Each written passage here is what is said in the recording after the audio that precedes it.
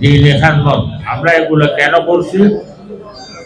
Medium মানুষরা যেন এই নিজের ছেলেদেরকে ভালো হাফেজ বানাইতে পারে, এই সুযোগটা মাদ্রাসায় তাদেরকে দিয়েছেন।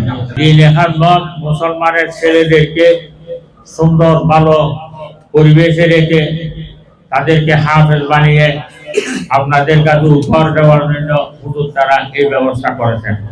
এই বিভাগে বহু টাকা লস মাদ্রাসা।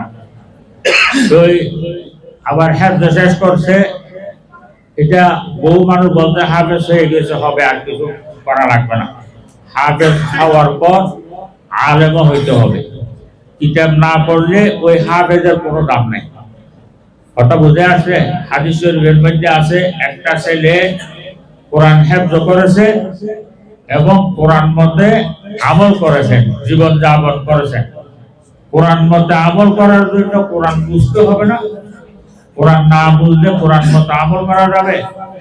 সেই জন্য কোরআন বুঝার জন্য আলেম হইতে হবে। একটা ছেলে হাফেজ হয়েছে, হাফেজ হওয়ার পর এই কোরআন মতে আমল করে জীবন যাপন করেছেন। তার আব্বা আম্মাকে কিয়ামতের দিন আল্লাহ পাক সুবহানাহু ওয়া তাআলা এমন এক জ্যোতিময় কাজ করাবেন। কত জ্যোতিময়! একটা মিসাল দিয়ে বোঝাচ্ছেন। যেমন এই সূর্যটা আমাদের থেকে এখন 40 লক্ষ মাইল উপরে। 40 লক্ষ মাইল উপরে উদিত হওয়ার পর 40 লক্ষ মাইল নিচে সারা পৃথিবীকে এমন ভাবে আলোকিত করে ফেলে, একটা সূর্য পর্যন্ত পরে থাকতে পারে না, আমরা পিছনে বের করে ফেলতে পারি। সানশাইন আটা ময়দা সুজি, ভালোবাসায় তৈরি।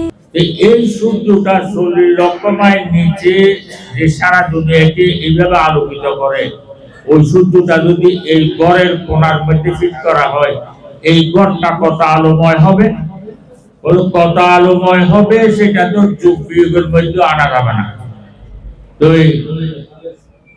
এই সূর্যটা ঘরের কোণায় ফিট করলে এই ঘরটা যত জ্যোতিময় হবে, এর চাইতে খুবই গুণ বেশি জ্যোতিময় হবে ওই হাফেজের আব্বা আম্মার মাতার তার শেখা।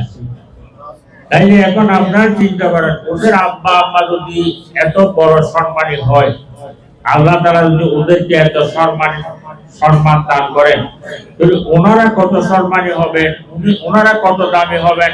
এখন আপনারা যোগ বিয়োগ করে বের করেন। কথা বুঝে আছে?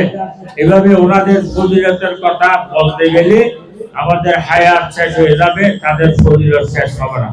তো সেই জন্য যারা হাফেজ বানাইতে পারছেন তারা শুকর করবেন এবং হাফেজ বানানোর পর সবাইকে আলেম বানানোর জন্য সবাই চেষ্টা করবেন। এবছর আমাদের মাদ্রাসার মধ্যে প্রায় 9000-এর মতো ছাত্র ছিল। আগামী বছর ওইভাবে হবে। তো